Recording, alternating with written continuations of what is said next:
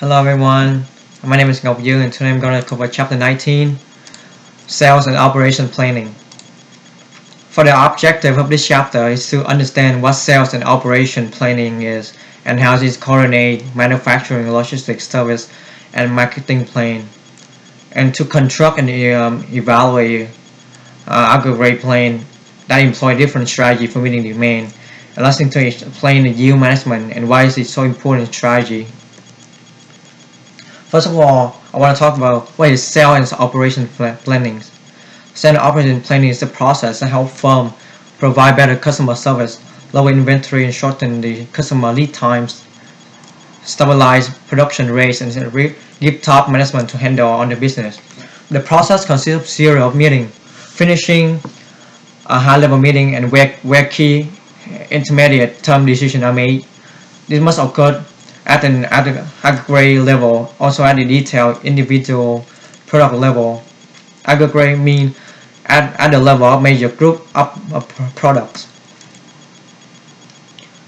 The major sales and operation planning activity from short range to long to medium range and to long range, from warehouse receipt planning, manufacturing logistics and service.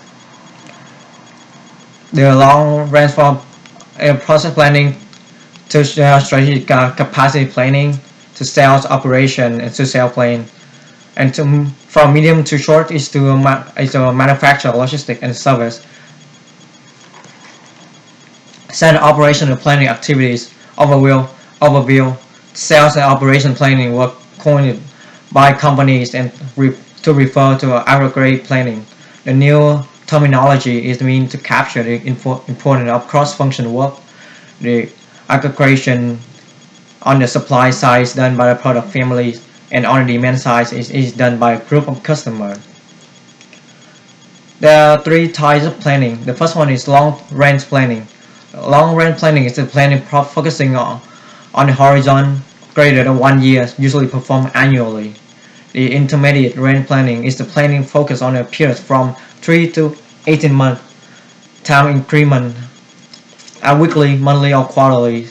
And the last one is short-range planning. Short-range planning is planning covering a period from 1 day to 6 months with the daily or weekly time increments.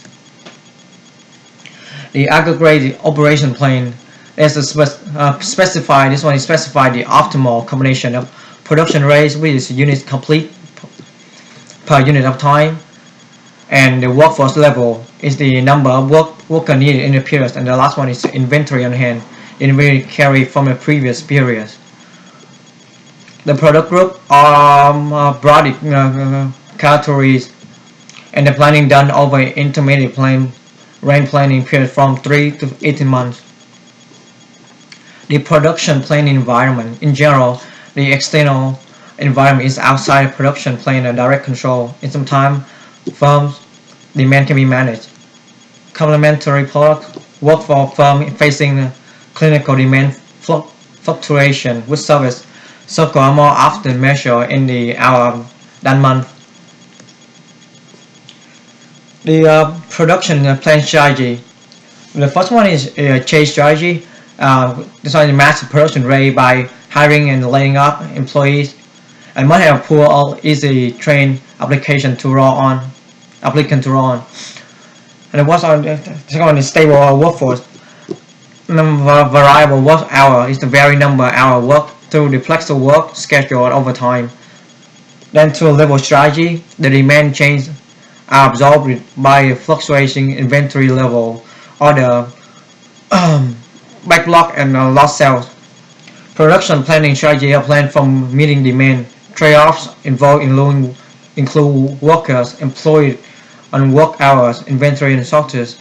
The peer strategy use just one of these approaches. A mixed strategy use two or more. So to the relevant cost. The first one is there's four cost type. The first one is basic production cost.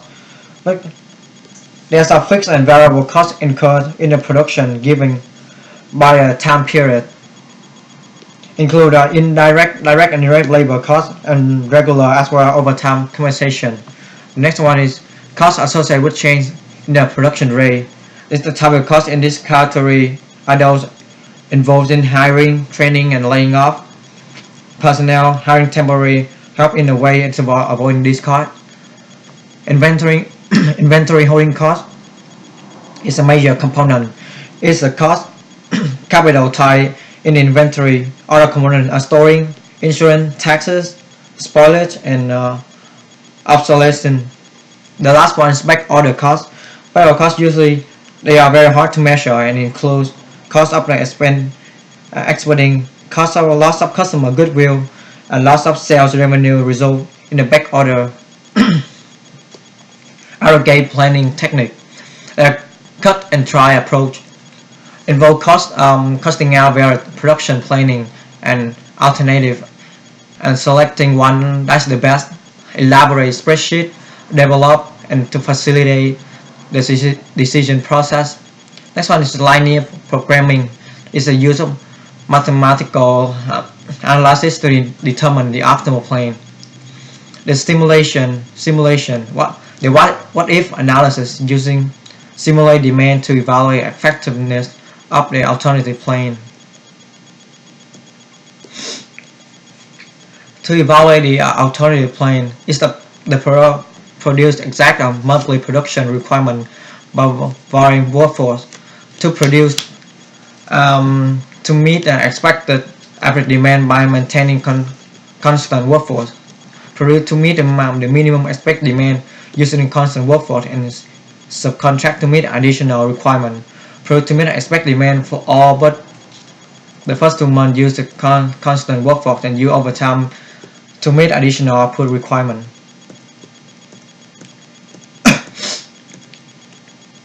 Level scheduling. A level scheduling hold production constant over a period of time.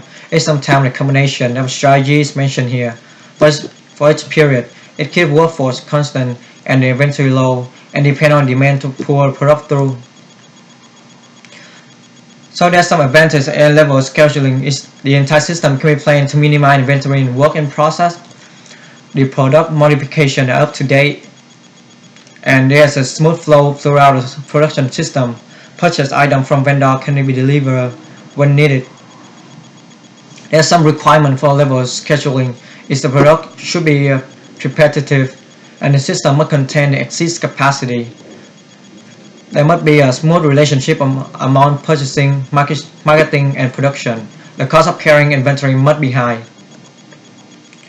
The last thing to cover is the yield management. The yield management is the process of allocating the right type of capacity to the right type of customer at the right price and the time to maximize revenue or yield.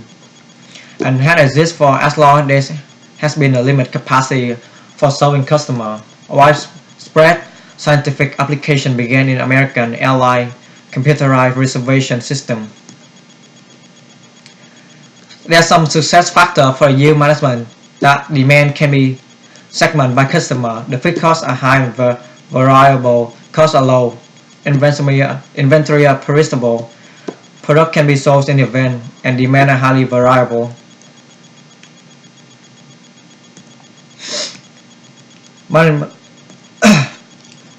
So to cover this chapter, there's some summary. I want to talk about the first one is sales planning, and aggregate plan, translate coverage, strategic and capacity plan to a high-level operation plan that can be executed by the operation and supply chain function.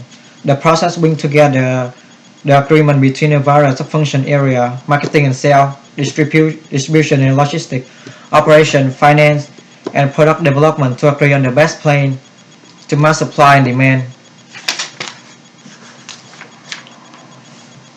The company common use single cut and try technique for analyzing their demand problem.